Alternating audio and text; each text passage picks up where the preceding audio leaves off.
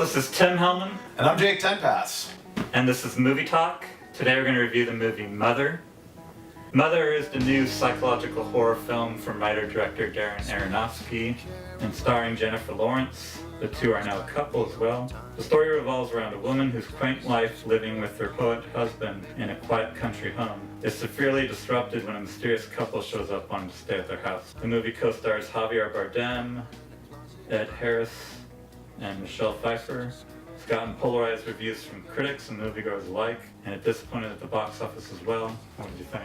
I absolutely adored it. As anybody who's ever watched one of these before, in which we've talked about an Aronofsky movie, knows, I am an Aronofsky fanboy. I should just throw that out there to begin with, which is not to say I love all of his movies. You know, I feel like he courts trouble because he's willing to take a look at the Bible or at biblical source material, but he's not going to do it from a Christian perspective, nor is he necessarily going to do it from a perspective of somebody who's an atheist or who hates Christianity. He takes, to me, a very open-minded look at the material and asks us to question it. And I often do, and I often enjoy the results. Kind of like Martin Scorsese does that too, I think. Exactly. We need to have a little bit more room, I think, in today's examining of movie culture to be like, it's okay to interface with religious source material, ask questions, and it doesn't necessarily take away from the source material at all. So aside from that, I guess one of the things that really worked for me about Mother was that I didn't even necessarily walk out of it thinking the Bible.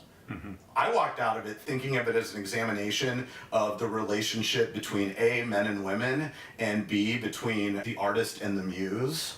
And for me, it was totally compelling in that regard. The secrets that we keep, the attention that we need from people who aren't our partners. There are so many things that it explored to me that are totally valid to a relationship experience outside of any sort of biblical context. Then when I started to read, oh yeah, there's all of these layers of meaning that apply to this religious text, to me it was just a really creative, surreal examination of the way that two people live together, whether it's husband and wife, whether it's artist and muse, whether it's nature and man. I mean, if you can find parallels between all three of those things and make it a really compelling, entertaining movie, which at the end of the day, it was. I was riveted. It was interesting the whole time.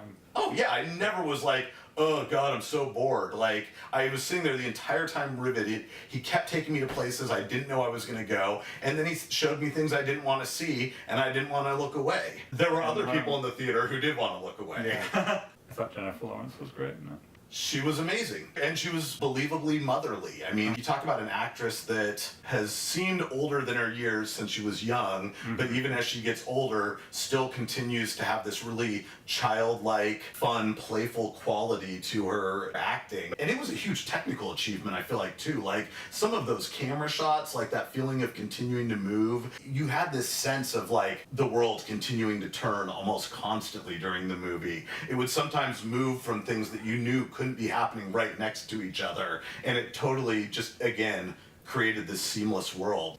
So I'd give it 4.5.